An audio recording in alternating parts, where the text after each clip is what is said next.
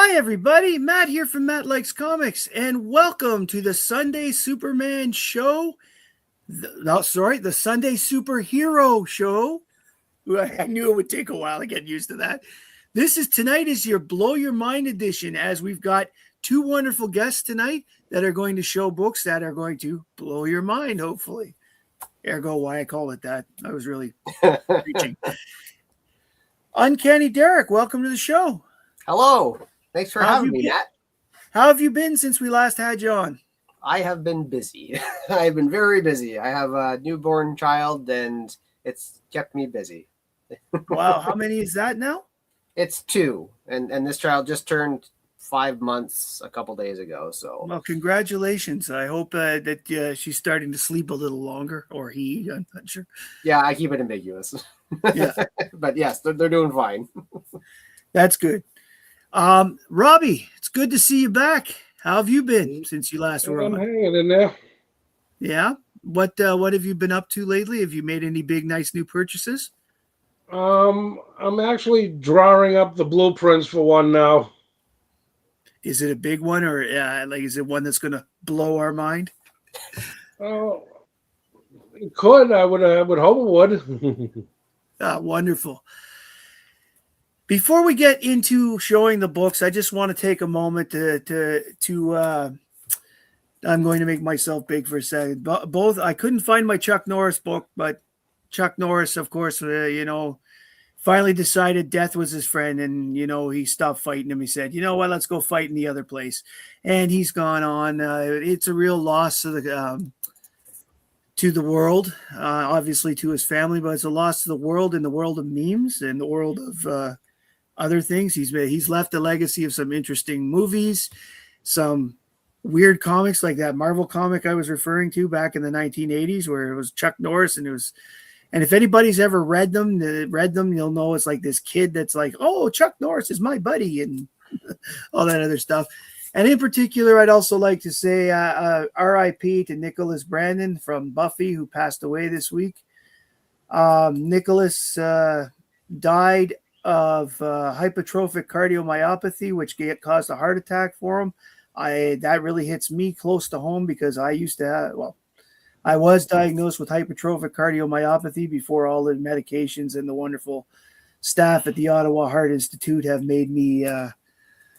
cured me of it. So appreciate that very much. If you've got anything you want to say about Chuck Norris, any new Chuck Norris memes that are hilarious, we'll put them up on the screen. I think that everybody, I agree with that the only way to celebrate that is to have the memes. So tonight, Derek has brought us some of his samples of his X-Men collection, and Robbie is bringing some Golden Age goodness. And what did you say there, Robbie? It has to do with the lightning bolt? Yeah, I got some Silver Age stuff with lightning bolts too. Wonderful. Just before we get into showing the books, let's say hi to those that decided to come and join us tonight.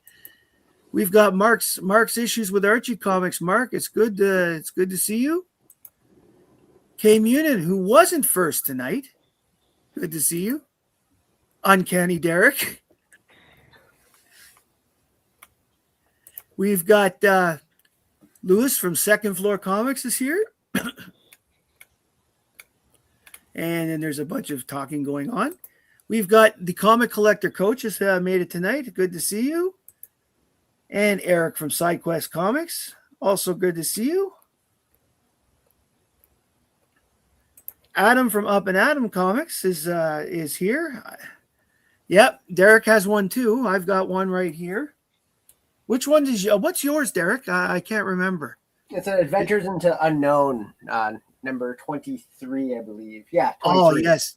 Good title. Good title. He did just a great job with that. Yeah. Still love it. Thank you, Adam. Mike Dennis is here. Good friend of the channel. I'm still in awe of the Fox and the Crow that you sent. Jeff Jack is here. Hi, Jeff. And we've got Comic Mike, who, if you remember, was with me last Tuesday. Showed some good books, didn't he? He showed a lot of great books. Mark Marshall's here. Mark, it's good to see you. We've got Rob Saint. Rich from Big Nasty Comics is here.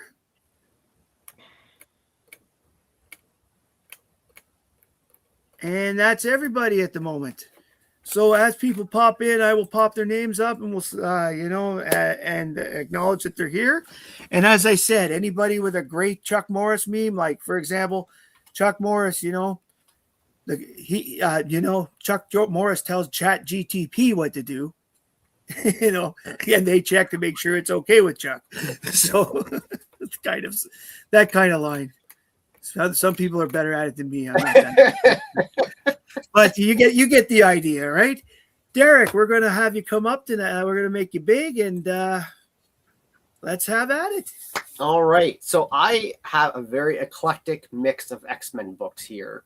And so I didn't know it was a blow away edition that we're supposed to do. So I mean, if you give me like 2 minutes, I can do a blown away issues and stuff. But I just named it that. I'm gonna blow you guys away with knowledge, and you're gonna be like, why is Derek showing us these books? Well, you're gonna find out why. That's awesome. So, the last time I was here, I showed off this book, so I am gonna repeat just the one book here, because we're starting with my first ever comic book, and it is X-Men number 36 from 1994, because I'm still a baby in comparison to you guys. Yes. And this is legit my first ever comic book. I pulled it off the comic book spinner rack at my local 7-Eleven. Inside it, as I pull it out, it got left outside once for an entire year. It has heavy water damage. Wow. It is yellow as can be, and it has an amazing water damage gatefold insert hyping up Generation X. And more importantly, of all the other things that could be in a book, Derek learning how to write cursive. Very Not properly, cool. But it's there. What's the year on the book? 94. I wasn't like, I knew cursive. I don't know what I was doing. I ruined my book. I have a good copy of this now. But this is the newsstand edition, of course. This book is also the very first appearance of Sync from Generation X. So this is cool. For those who are unaware, Generation X took off the pages of Uncanny X-Men and the X-Men. So both those two stories were running at the same time. And Jubilee eventually would leave Uncanny X-Men to join Generation X. And this Phalanx Covenant here, this was the setup for all Generation X. So Sync was introduced here. This is really, I think this is actually the first, not the first issue, but Chris Bachalo started doing all the interiors for Generation X. And he started really early on these X-Men books. So this was a really cool book to get just a feel of that art style. And it's evolved so much over time. I've always been a fan of his artwork. Andy Kubert cover here. No, that's a very nice cover, I will say. Yeah. Do you think there's any chance of getting that book, maybe fixed a little bit? No, I'm not going to. I own it again in a mint copy. Right. So I'm not going to bother getting this fixed up because there's nothing that can be done for it. As it like there's spine wear that's heavy on it. Like it's cooked. It's cooked. Mm-hmm. I just find that hilarious. You left it outside for an entire year. Yeah, there's a space in between my garage and a fence. And I somehow just dropped the book and couldn't find it. And then after the snow melted away, I'm like, oh, there it is. And oh, Canada, am I right? But the reason why I grabbed this book, the X-Men animated series was out. And this here had Sabretooth on the cover, who I recognized from the show. I had no idea really anything about X-Men. And really, save for Sabretooth and Banshee and Jubilee a little bit, there's no other main characters in this book from the series. So I went into this blind, didn't really know what was going on, but the grabber at the end of the page, the final, tease for the next issue, that's really what hooked me. Now, I want to know more about this X-Men. I didn't buy any more X-Men books though, but I did a few years later, and this is my second X-Men book, and this was the beginning of me getting ongoings. X-Men number 66. And so this is, Derek, why are you showing me this book? Well, again, it's big for me because it's showcasing my love for X-Men and what got me into it. But why this book particularly? This hooked me because it said on it, because you demanded it, the return of Iceman. Well, Wow. I didn't know who Iceman was really because he wasn't in the cartoon show. And I'm like, But he was in a cartoon show with the Spider-Man and his amazing friends. Yes, but okay, let's date me. I'm born in 1986, all right? So I was like, Fair enough. Fair enough. That All came right. out before you. Yeah, I know who Firestar is now too, but that doesn't help. So because you demanded it, I was like, who's demanding it? Like, this had questions to a young reader, like, who's demanding it? Who's Iceman?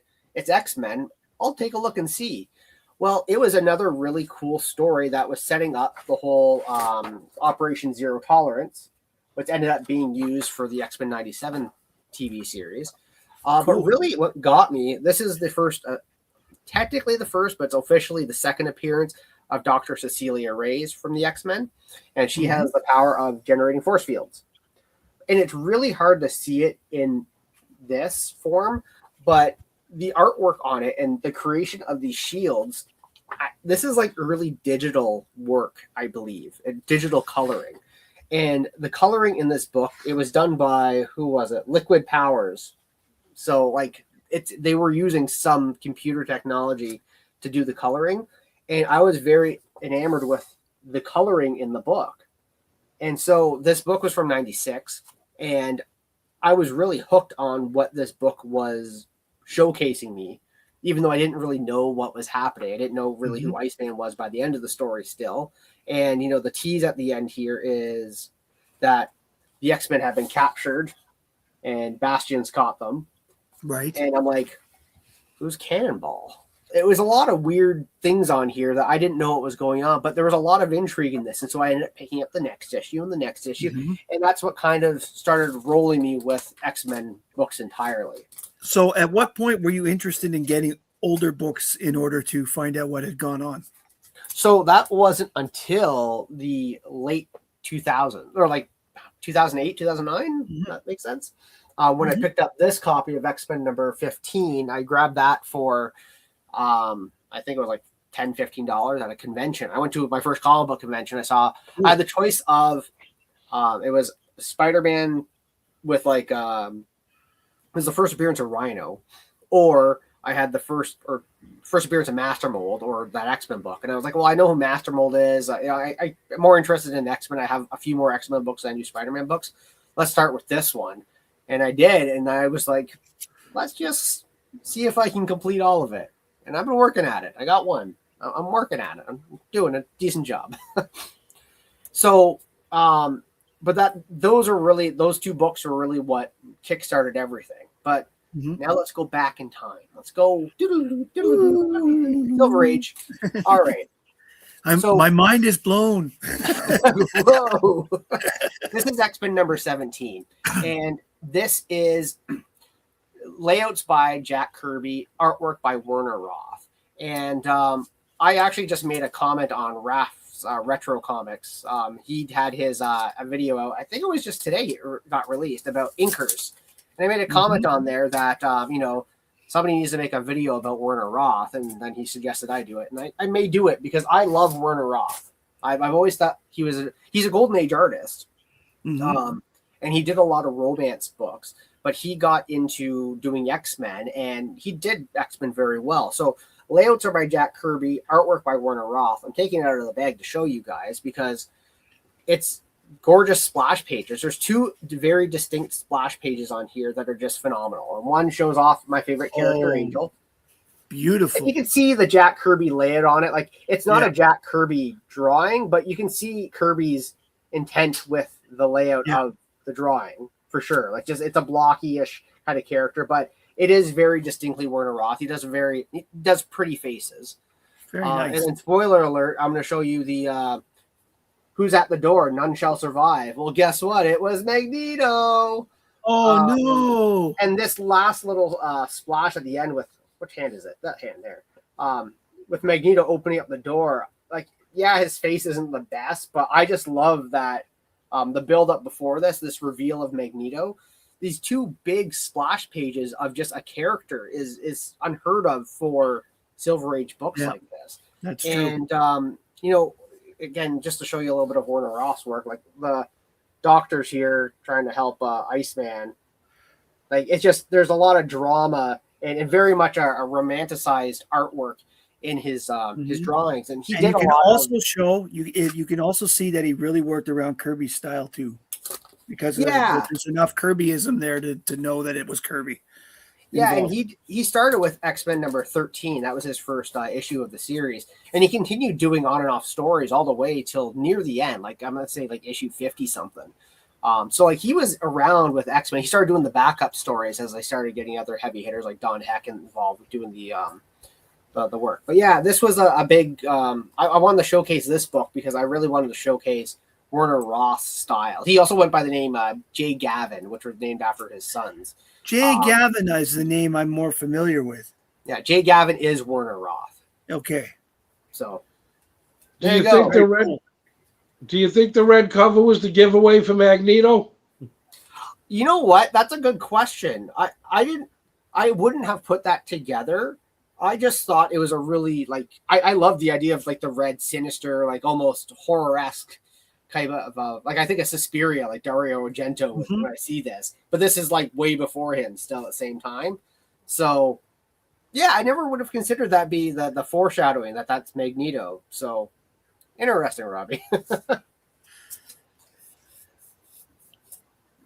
When we talk X-Men, of course we love Hulk. So Yes, of course. yeah. So X-Men got canceled after issue 66. Issue 66 came out, then the series went into reprints. Issue 67 to 93 were all reprints, and then Giant Size X-Men came out in 1975. Yeah. And issue 94 came out right after, and that's how we know X-Men today. This issue of Hulk, so X-Men got canceled in 1970. Issue 66 was 1970. Okay. This Hulk here is 1972. And Cry Hulk, Cry Havoc. Derek, is Havoc not an X-Men? You're right, person who just asked that. And who's this lady with the green hair? Why, that's Polaris, person who wanted to ask that question too.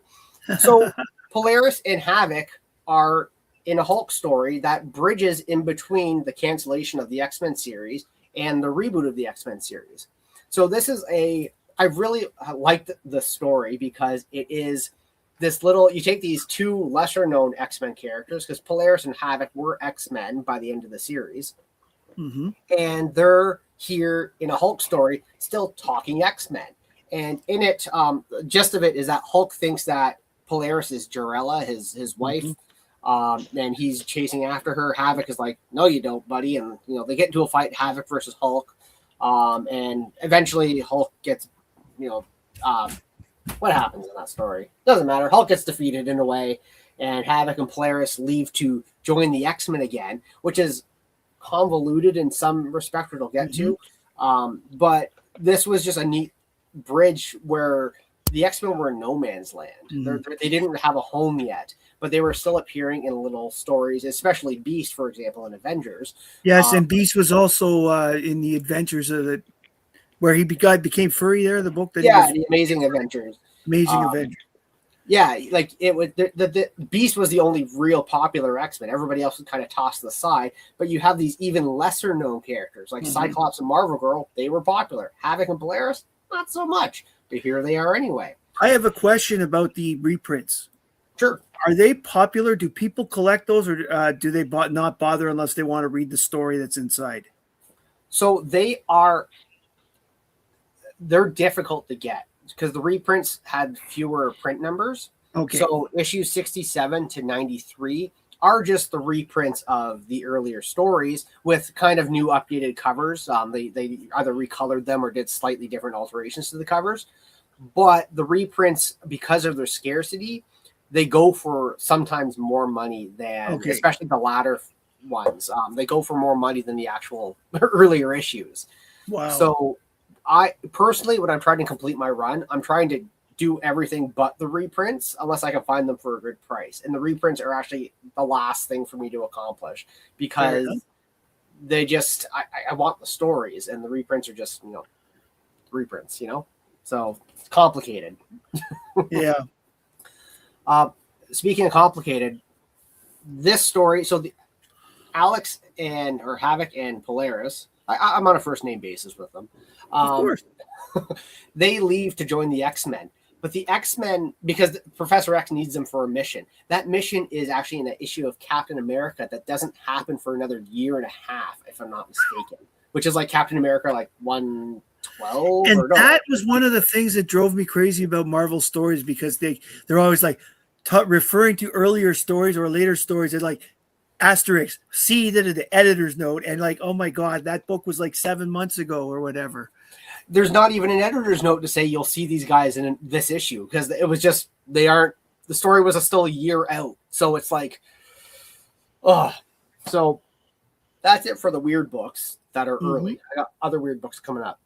Awesome. But let's go into, because like I could be pulling up all the cool, like here's the key issue, here's a key issue, here's a key issue. No, let's talk about Uncanny X-Men 183. This is probably one of my favorite stories of the Claremont era, believe it or not. And essentially it's about Colossus being heartbroken that him and Kitty Pryde have broken up because of Secret Wars, and that's a whole other silly story. But Colossus, Nightcrawler, and Wolverine go to a bar. It's the setup for a joke that's not funny. And they see Juggernaut at the bar, and Colossus is just raging and wanting to fight Juggernaut, and he's trying to go through the emotions of this breakup and how to deal with himself. And Wolverine and Nightcrawler are doing their best to cheer up his broken heart, and he eventually just wants to take it out on Juggernaut, and they let him, and they don't help. And it showed Life with Archie on the wall. That is not an X-Men book. I can, but that is not an X-Men book. I have a video. Oh, go ahead. You've had a request for it. Go ahead. So this is just a really awesome story that showcases the heart of Claremont's writing, the heart of the characters. Also showcases some amazing action too. This is just one of my favorite stories that he's ever done. And if you can pick this up, you don't need to read anything before or after. It's a great standalone story. Would recommend. Okay, Life with Archie, real quick. Why is this here? Godzilla's first appearance. Everybody wants to see Godzilla's first appearance. Let's go. Godzilla's first appearance. Also Mothra's first appearance. We're going to open it up in 1966. Whoa, bam. It's Godzilla and Mothra. Everybody's favorite. Awesome. Kaiju. Archie the Adventurer. I know, right? And then we have, finding out the next page, it's just a movie. There's no actual Godzilla Archie's fighting. That's ridiculous. So I'll slide that back in there. That's too bad. I was looking forward to Godzilla asking Betty on a date. I know, right? How would it go? All right. Oh, Raphael just brought up a point. He's right. This is Wonder Woman's birthday. It's either today or tomorrow. Like it's in that range. First appearance. Happy birthday, Wonder Woman. Cheers, Wonder Woman. Yep. Oh, you know what? I went to show this one first. I'm trying to go in an order here. Issue 146. Keep going with the Havoc, Polaris, Iceman, and this is Banshee here after he lost his powers. I really like this story because it was the first time we had a story with all the reject X-Men, so to speak. All four of them have been coming to try and save the X-Men, and I just think it's a really fun story to have Banshee without his powers and these other three come in and try to save the day when you don't really know much about him. And I mean, obviously Polaris's awesome costume back then is just, that's some hot stuff, Wow. Yeah. What a mess. Ugh. And then finally for the early X-Men stuff, like again, these are random issues I'm showing you guys, but I'm just sharing my love of X-Men. That's the key. I want to emphasize this to everybody out there. You kids out there, the key is love what you read, love who you love, and show off what. It doesn't matter if it's like the most expensive book in the world or not. If you love it, it's got value. Heck yeah. And this guy here is heavy value too. This is the ending point of Rachel Summers, so the Phoenix 2 in the story. This is the end of Nimrod. This is kind of the nice little cap off to the Hellfire Club. This is the X-Men and the Hellfire Club teaming up to defeat Nimrod. And I thought the setup for this whole story to this climactic battle and the battle itself was absolutely peak comic book storytelling. And I'm stressing the comic book storytelling part. And it's because the way the panels are done, and this is all John Romita Jr., the way all the panels were done and the artwork was done, the story was told through these panels, the action is just, it couldn't be done in any other medium. You couldn't do this properly in a movie. It really is the medium personified in excellence.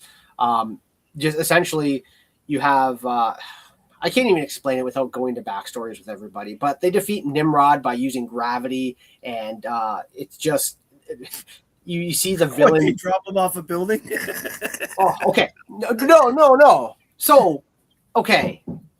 No, I'm not going to get into it. It's too complicated. Sorry. When you say with gravity, that's the first thing I think of. But there's a mutant who Harry Leland has the power to like force gravity on people, and it's very nuts. Cool. So, but he ends up like having a heart attack and he's dying. It was like his last thing he could do was help the X-Men Hellfire Club defeat Nimrod, and it was really cool story. If you can pick this up, you should pick up the couple issues beforehand as well if you really want to get the full breadth of the story. But this is just it's still a great action-packed storytelling. And then right after this, we get issue 210, and that goes right into the Mutant Massacre stuff, which I'm not going to get into. But that is it for early. This is the 80s Uncanny X-Men. The 80s are probably the 80s are probably the X-Men's golden era. The Claremont 70s, 80s. I will disagree with you because okay, fair enough. Yes, but they had a Renaissance era. Let's put it that way. Yeah. Mm-hmm. Alpha Flight, Canada. Let's Great go. Book. This was great, and it's because of these gut-wrenching final pages. And I'm going to show you guys because I got to figure out. I think it's John. Yeah, I've read this book a few times. I know what's happening. I know what's going it's on. John Byrne still. Yeah. It's because of what happens at the very end. And in case you guys didn't know, Vindicator, who is the leader of the X-Men, you may remember X-Men number 109. He comes out of the ground and he's like, "Oh, Weapon X, you got to get arrested or whatever." He dies at the end of this.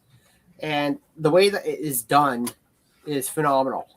And so we have his suit's about to explode, and we see him panel by panel, panicking about having to do it all. And then we get to the final. That's not Power Pack. That's not exciting. His wife comes in, Heather Hudson, and we have this actual gut-wrenching death where she walks in, sees him explode, his body disintegrates. Yeah. And then the final page there is not Power Pack there. Oh my God, I had to flip a page. I'm really good at the suspense. Oh. And she's just saying his name. It's just very faintly saying Mac because he's dead. He's dead. And they show it, and it's very visceral, and you can get the emotion that John Byrne was trying to get through this story. And the Alpha Flight clearly was an offshoot of X-Men. And I would agree with Adam when I read, like I was buying Alpha Flight every month back then, the Canadian Pride thing. And quite simply, that was absolutely terrifying. I remember buying that and I said, I hope it's Puck. Yeah, because really not even X-Men had a visceral death like that. It was really that intense. Like you can take Jean Grey's death, and that was pretty traumatic for it was 1980 she did that, but it was not done in the same momentum and the same setup as how James Hudson there died. And it was even still reading it again, looking at it, it's wow, you can just feel the emotion. Anyway, there's Wolverine number 1. I never show this. I have this, but here it is. Okay, moving on. Classic X-Men. The reason why I'm showing this is because this is the start of, obviously, classic X-Men is retelling the stories, but it also goes into the backup stories. So there's little added tidbits to the original stories. And in here, this is a kind of a retelling of Giant Size X-Men. And then at the end of the book, they show, this is, in my opinion, Claremont's, I don't want to say downfall, but the first little, why are we doing this? And it's Wolverine and Jean Grey kind of showing a little bit of affection for one another. And it's, in my opinion, it's done in bad taste. I can see why they did these stories and, generate the hype, but I was never a fan of it. And Classic X-Men's where it all gets started. So thanks a lot, Chris Claremont. Generation X, Generation X. It's holographic. Generation X #1. We have X-Men number 36 was the gateway into this. And I have always been a fan of Generation X, and not the TV movie. That thing was trash, but the comic books. And Chris Bachalo again. And it introduced one of my favorite characters, Air Chamber. And this is like there's a lot going on in Generation X. The core team more or less stays the same throughout the whole series. It runs nearly 100 issues, if I'm not mistaken. I don't have the whole run of it, but it's just a real fun romp of X-Men, because at this time you had Uncanny, you had X-Men, you had New Mutants, and then you also had Excalibur, and then an X-Factor. I'm forgetting something. But they're like, no, let's try another team. And, all of them still worked. This was not another, like, throw it away and see what happens. Like, it stuck the landing, and it kept going for quite some time. So Generation X was a lot of fun. Very cool. Also a lot of fun. Star Trek X-Men. What am I doing? What am I doing showing this? This is Captain Kirk meets the X-Men. What do I think of X-Men The Hidden Years? I've never read it, so that is what I think. I know I should read it, but it's the amount of retcons that happen in X-Men become very tough to follow and tough to keep up with. And I do like some of them. So for example, I'm probably in the minority for this, but I like X-Men Deadly Genesis, where they introduce a third Summers brother. So there's, Cyclops, Havoc, and Vulcan. And I'm going to get into that actually a little later. But there's some retcons. Someone should check their parents' DNA to find out why they keep doing mutants. I know, right? I know. Don't even get involved with Cannonball's family. It's like every single kid there. Gist of it is that the X-Men get through a time portal and they get sent onto the Enterprise. And they have to defeat Proteus, who is taking over, I think the guy's name is Mitchell, his body, on a planet that they, like an old original series guy who they buried on a planet. And anyway, it's a delightful romp with lots of pinups, and there's a lot of artists involved in all of this. So if you can find this book anywhere, the cover looks really nice. It's a Silvestri cover, if I'm not mistaken. Yeah, Silvestri. But this is a weird book because I'm a fan of X-Men, and I'm just happen to be a fan of Star Trek.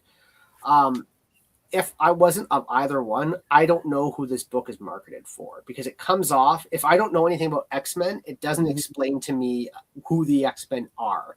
If I don't know anything about Star Trek, it doesn't explain to me anything about Star Trek. So I'm lost either way. So you're picking this up for one thing or the other, hoping you'll dive further, but it's tough.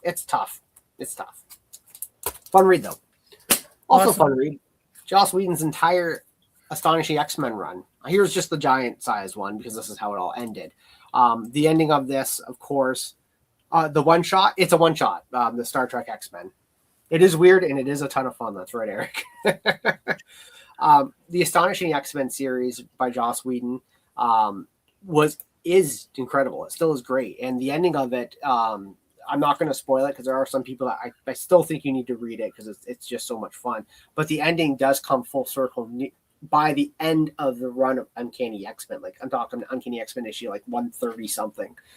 Series ran up to 544. So yeah, 530 something. It wraps up the Astonishing X-Men here. So almost a decade later, they wrap up the stuff that happened. So if you can get a chance to read this, I know it's available as an omnibus, but it is so worth it. And you get the first introduction of Danger. You get oh my goodness, there's a few other firsts here.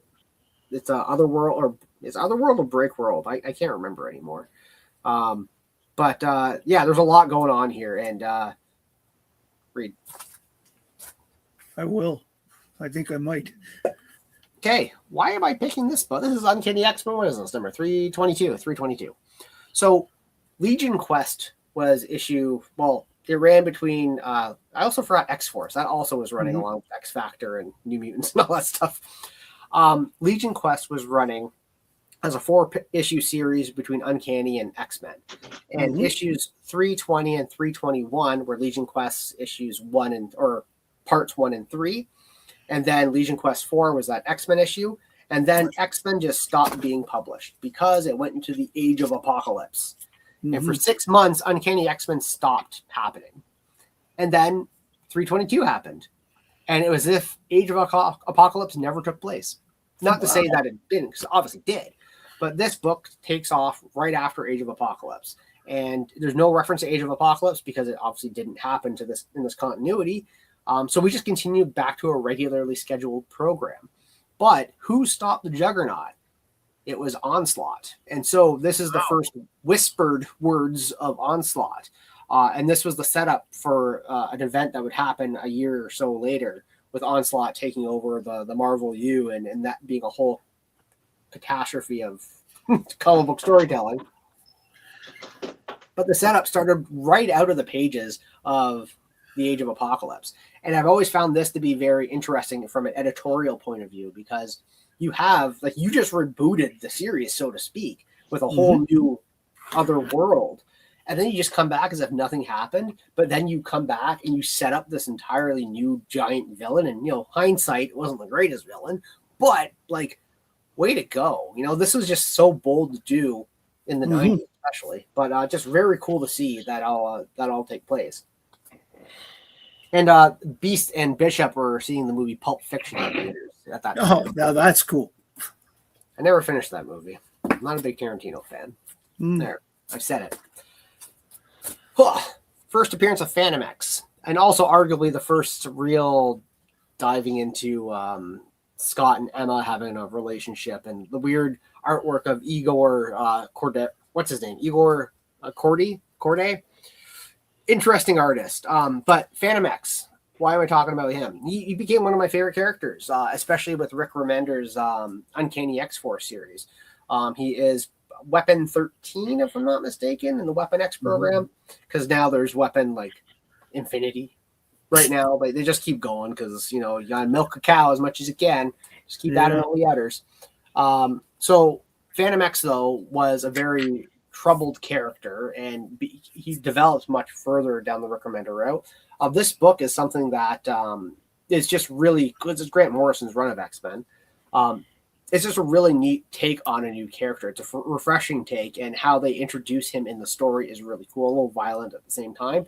But he essentially just hijacks Jean Grey and Professor X and is like, you guys need to grant me clemency with you, and puts them on the spot. And it's really cool. But, I'm going to show you guys the final page, because it's one of those, like, what the artist was trying to do. And if you haven't read Morrison's run, like, the artwork is a matter of taste. It is a matter of taste. Some of it's very provocative. Some of it's a little strange. I'm going to show you some strange ones in this book. I'm not going to take up too much time. Like, here's one of Jean Grey being part of the Phoenix. It's a little weird, right? Just very cool. It is. The idea is cool, but the line work is really bizarre. But if you want to talk about bizarre, here is the final page with Emma Frost. I mean, arguably not safe for work, but it's X-Men. Like, what is happening? It's just it makes you a little uncomfortable, and that's what they're trying to go for. But if there's an image that summarizes Grant Morrison's run of X-Men, right? I feel like that right there of Emma is that. Because it's like it started strong. It's a refreshing idea. That's neat. You did something different. I never knew they worked on that book. Morrison? Yeah.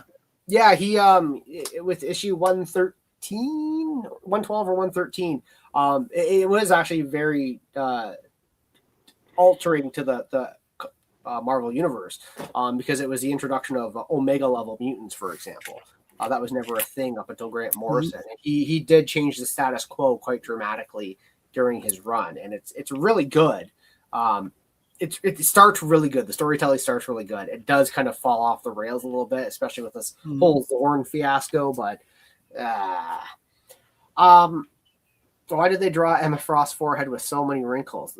You're asking the good questions, Team Unit. I mean, I don't know. I don't. She's know. Thinking. She's just so tired of thinking. So after, earlier I showed you guys X-Men number 66, and I read a few issues like that, but then I stopped reading books for a bit, mainly because I was still in grade school and didn't have a lot of money. But I picked it up again in high school, and I actually started with issue number 393, but 394 was this book here. And cover aside, like obviously it's a little salacious. It's a newsstand. Yeah, I picked this up at 7-Eleven again. My 7-Eleven kicked butt. But this was the start of Joe Casey's run. And Joe Casey, I fell in love with his writing and his storytelling. His runs between the 2001 and 2003, if I'm not mistaken, was some of my favorite X-Men stories at the time. When I would go back and reread stories, I would always go back to Casey's stuff. And so after this started, the next issue was a 4-part series called Poptopia, which was very Chamber-heavy because Generation X had just ended, so Chamber needed to find a home. And it had Angel, Iceman, Chamber, Nightcrawler, Wolverine. Like they were the core X-Men group, which is very unusual. And then introduced a new character named Stacy X, who used pheromones. The wrong character is shirtless, yeah, a little bit. But I mean, you got leather pants, so that's out of Morrison's run, you know. So the storytelling was a lot of fun, and it really got me excited to read comic books again. And I collected pretty much all of Casey's run as it came out. Very cool. So, I mean, in hindsight, looking back, no, it isn't the strongest stories, but for my high school self at this time, it just hit the right notes. It was really on par with how I was as a teenager, which ultimately is what X-Men is. It's a metaphor for anybody's life and analogous for how anybody felt. And Chamber really resonated with me in the Poptopia story. So you can read it and you'd be like, hey, Derek, it sounds like Chamber was a bit of a loser. Were you a loser? Yes, I was. That's how I felt. So when I get a little sense of how Derek was, that was it. Vulcan. Uncanny X-Men number 475 to I think it was 492 or something. It was the rise and fall of the Shi'ar Empire. This was a direct fallout from X-Men Deadly Genesis. And so essentially there was a third Summers brother put up in the space and decided to take over the Shi'ar because Vulcans was born from the Shi'ar killing his mom, and long story.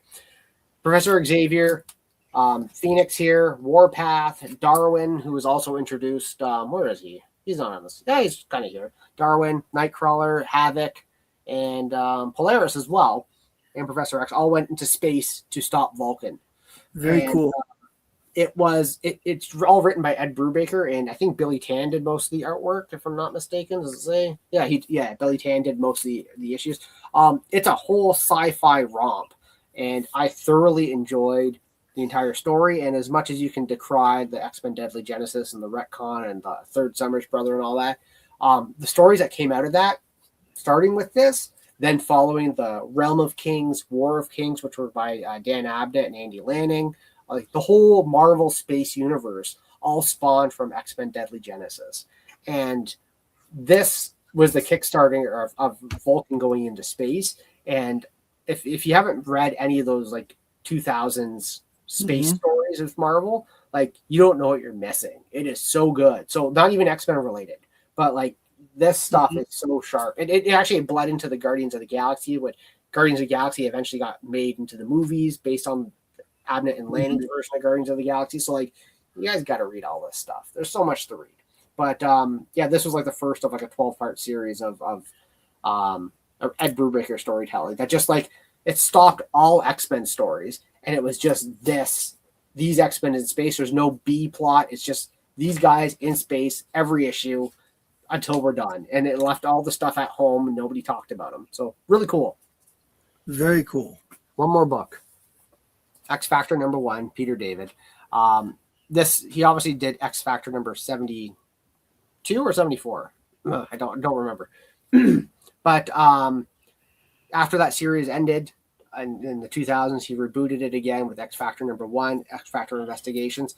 This has been one of my favorite stories of all comic book time. If you have never read it, I strongly recommend. The team, the cast of characters, all a bunch of rejects. Yeah, but I have the other X Factor one. True family. It's a true family story. That is all of my blow your mind books away, unless you want me to get into Very cool. Very cool. Thank you for waiting patiently, Robbie. we're ready to rock. Okay. The first one I got up for you is Flash Comics number 127. It's the second storyline involving Grodd the gorilla, and it's his first cover. Very cool. I love the fact that the Flash fell for the whole gorilla thing from the 1950s and 60s. It's really fun. Now, the side quest have that book. I know Eric's been going bananas. There's my pun there for gorilla books. Yeah. Well, Yeah, he's he just likes made a them. little icon in the woo. Well, second up is the very next issue of Flash number 128 from 1962. This is the origin and first appearance of Abracadabra. Very cool. I have the second appearance, so it'd be cool to get the first one. So Eric says, first in the book, Robbie shows I need.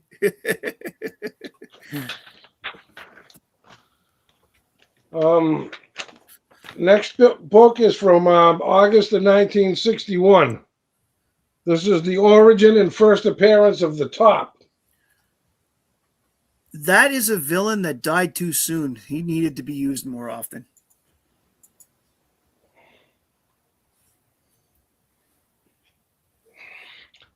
I actually kind of liked him a little bit. Well, he ended up dating Lisa Snart there for a long time, the Golden Glider, and until he died. And this is Flash number 119 from March of 1961. The elongated man gets married in this one. To whom? To Sue The Gibney. elongated man. Very cool Mirror Master book. And is that the Kid Flash that's in the background? That coming out of the mirror? It's just the Flash. He catches him like coming through, then he ends up in the plate of glass.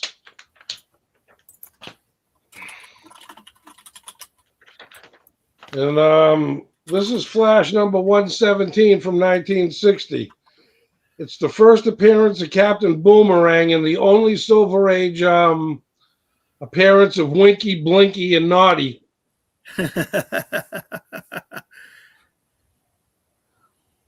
Very cool. You end up having to read that book twice because it comes right back at you. Yeah. I love the color. I love the way they did his uniform, though, on that first one. Moving over to the Justice League. This is Justice League number 10 from 1962. It's the first appearance of Felix Faust and the Lord of Time. Oh, that's a great cover. Yeah, it is.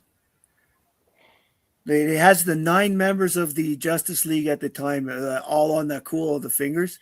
And it's one of the first books that had the entire team in it when it was over 7 members.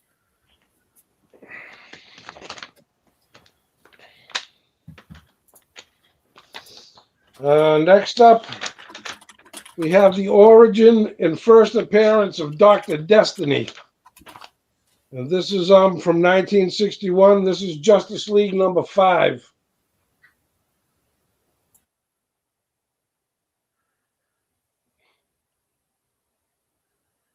And this book shows what I was talking about in a different way, because there were 6 members of the Justice League at this time that they were showing on a regular basis. There were 8 in total, but Superman and Batman were not being shown very much. Right.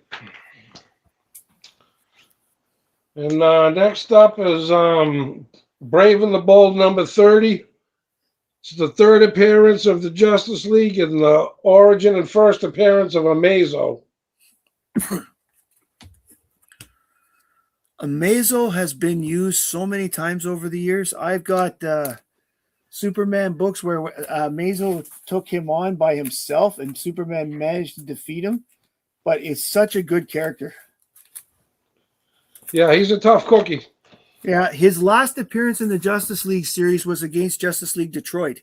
They had to figure out how to defeat him with a less powerful team. Okay, now from May of 1947.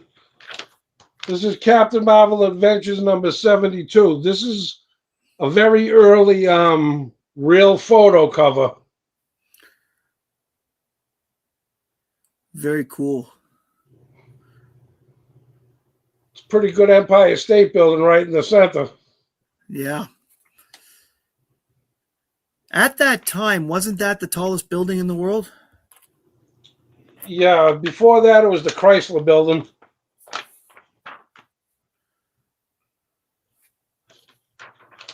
And from October of 1947, this is Captain Marvel Adventures number 77, featuring the secret life of Captain Marvel.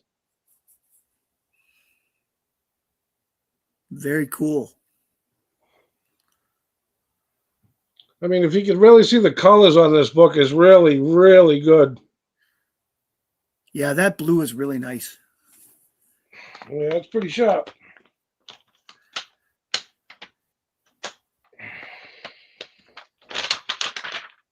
From January of 1948, this is Captain Marvel Adventures number 80, and the origin is retold in this one. Nice. It's a pretty classic cover as well.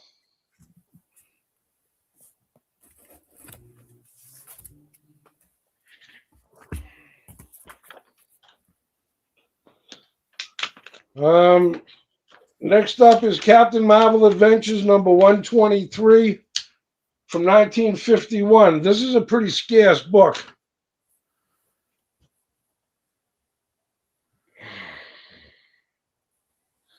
He's got a dinosaur farm. Oh, wow. As one does. I know it. Well, technically chickens are dinosaurs. Everybody's got a dinosaur farm now. There you go. See where it says Captain Marvel's Dinosaur Dilemma? Yeah, this is a pretty scarce book. That I would believe. And this next one's a super high grade copy of number 134 from 1952. I love when superheroes are giants, and this is like one of my favorite giant superhero covers. Nice. It's like he's picking up the buildings like they're chess pieces. It's pretty cool. Yeah, it's pretty cool. Makes you think of the Lego movie, eh? The end where the kid is in there and the actual Lego is shown in the movie. Yeah. And one of my favorite covers of Captain Marvel Jr. This is number 91 from November of 1950. This is like a very super high grade copy of this one. Was that a black cover too? That is a black cover. It's a space. He's riding a meteorite. It's awesome. Also, as one does. Like, look at the color of his costume on that. That's real sharp. Yeah, that's beautiful. Is that Mac Roboy?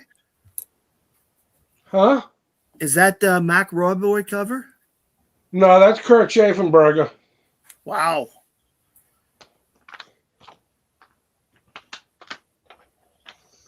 Now, the next book I'm going to show you is Captain Marvel Jr. 111. We just saw the secret life of Captain Marvel. This one is a day in the life of Captain Marvel Jr. Starts by reading the news today. I was going to do that too, and I held off against it. Then he woke up, got out of bed, dragged a comb across his head.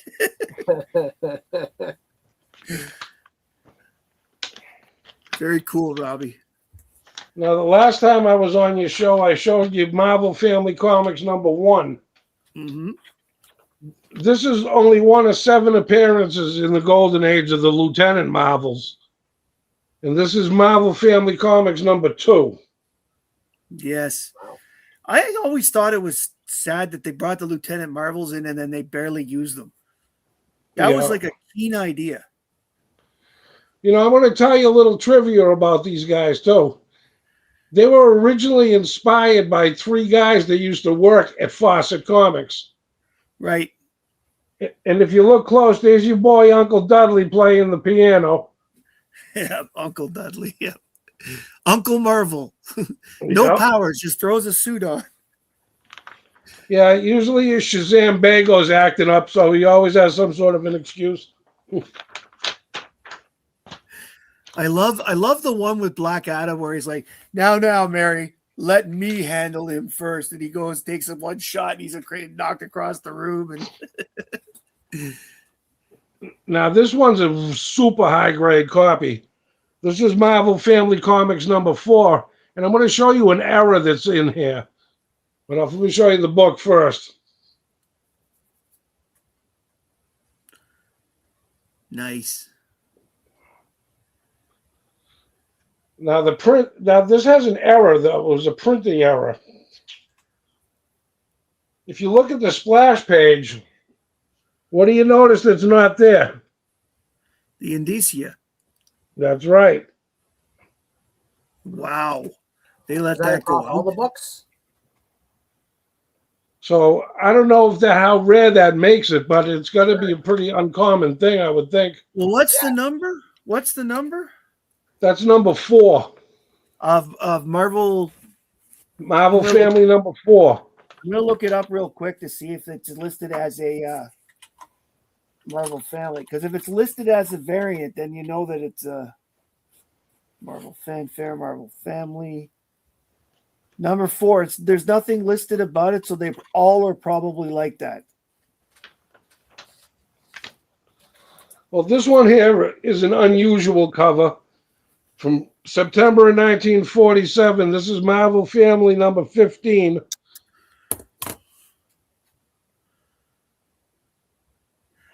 Okay, the head in the middle is hilarious. Looks like Mr. a Dick Tracy Triangle. He's called the Triangle? Mr. Triangle. Mr. Triangle. Oh my God, that is so Dick Tracy like. Why is he called Isn't that? that weird? I have no idea. In a way, he kind of looks like a weird hammerhead, too, from Spider-Man. Yeah. Do you think he needs to divide things in order to get a cosigner for his loans? Oh boy. I don't know, man, but I guess it wouldn't hurt. Oh boy, Matt. Sorry, I just went off on a tangent. And this one here is the last of my Marvel families I'll be showing from February of 1950. This is like a 9/4. Very nice. I love Mary Marvel covers. And this is a full-length novel, and they're trying to fight the world from becoming totally rusted. Mm-hmm. Totally Like rusted. they used to fight things that were different than most superheroes. That's one of the things I liked about about Captain Marvel and et cetera, is the fact that it wasn't quite the same as all the other ones. There was a little differences. You had some of the tropes, but not all of the tropes. They were the first ones to have that really long serial with the the Mr. Mind and the Monster Society. Like they did some very interesting things over at Fawcett. It's one of the reasons I wish I had more of them. Yeah, that series that with the Monster Society, I think that was the first like continuation story that went on for in all the comic books. Well, it certainly was the longest at the time. It may have been number 1 and may have been number 2. I'd have to look that up. I think it's number 1, to be honest, but it may. But I think that sometimes it depends on your definition, because there were some books like Batman 1 where they had, in a way, a continuation with the 2 Joker stories. Even though they weren't really related, they consider it a continuation. So I don't know if that would be considered it. I mean, it was in the same book. But that went on for over a year, you know? Yeah, no, it's true. And I've read it. It's fantastic. I've read it online, because you can read the books all online. And I cannot believe how awesome that was. Yeah, it's really cool when you see them in the originals. And the last book I got tonight is kind of a play on the word lightning. This is All American Comics number 96. And this is the second appearance of Streak the Wonder Dog. Oh, very cool. Streak being a play on the word lightning. Yes.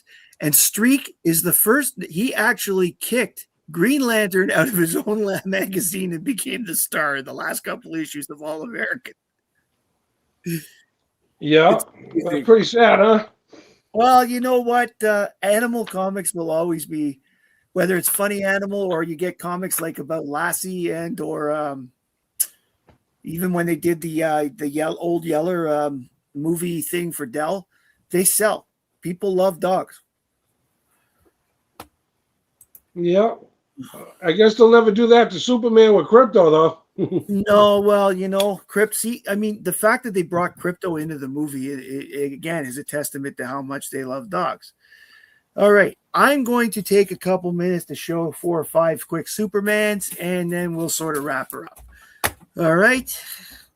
Just because I feel like it's not Sunday night on a super show without some Supermans. So if Biggie, if you're still there, here's some Gil Kane covers for you. This is Superman 386. Nice Luther cover. Here's a very colorful Gil Kane color, number 387. And one of the ones where they did cutesy kids again. This happened a lot in Superman in the early 80s. This is Superman 388. And the last one I'm going to show for tonight is Superman 389, because it's the last of the Gil Kane covers I pulled. Those longtime followers of the channel know I'm not exactly Mr. Gil Kane's biggest fan, but this seems to be a running thing because over on the Biggie Shack channel, every time I do a thing about Gil Kane, he gets on there and goes, "Oh, look at all these great Gil Kane covers. Look at this and look at this." So I love well, longest cosplays, I guarantee you will see more and more Superman books over the years coming up. One of the things that one of the advantages of a long-running character, and I think you two would agree with me, is the fact that you get to the point where they literally can have hundreds, if not thousands, in the case of Superman and Batman, of books out there. When you consider that Action Comics is at 1050 and Superman itself is the last issue had the legacy number 874. I would, you know, and all the other Superman books over the years, you can show covers forever and Yeah. and then not repeat as much as possible. Well, think about it this way: Batman could have graduated your grandfather, your father, and you. Yeah. Well, actually, in my case, it would have been my great grandfather too. He liked Superman when he first came out. Even though he was an adult, he would read. Apparently, he was in the army. He read them too. So, Derek and Robbie, I am very happy that you guys have joined me tonight. This was a mind-blowing show. No, seriously, between the covers that Robbie showed and the knowledge you showed in the books you showed, this to me was a lot of fun tonight. Robbie, seeing your books is always a pleasure. I have put Uncanny Derek's YouTube channel link in the description for this video, and I've also put Robbie's Instagram account link in the video. If you're not following these two, you really should be. Derek has some really good videos out there that I've been watching Derek since I started YouTube, because I remember the first time I saw you, Derek, you were on a show with oh my God, Jesus, oh. Wake up. Hall was with you on the show. Yeah. Oh, it was, Brandon? what's Mon that? It was Comics? Mon Comics. Yes, it was Brandon's show. I had to hit my head on that one. It was Brandon's show, and that was early when I was doing YouTube. I went to watch it because Nate had told me he was going. I had met Nate, started talking to him about 2 weeks before, whatever. So I subscribed to you right after that show. So I've been watching you ever since. Robbie, you have always been a wonderful fan of the channel, and I am so happy to get you on here anytime I can because you have one of the best collections I know out there. You rank up there with guys like Alan and Steven. To me, Alan, Steven, and Doc from Man Cave. They have great collections. You're just as good. Your collection is just as amazing as theirs, and I appreciate you. If you are, sorry, go ahead.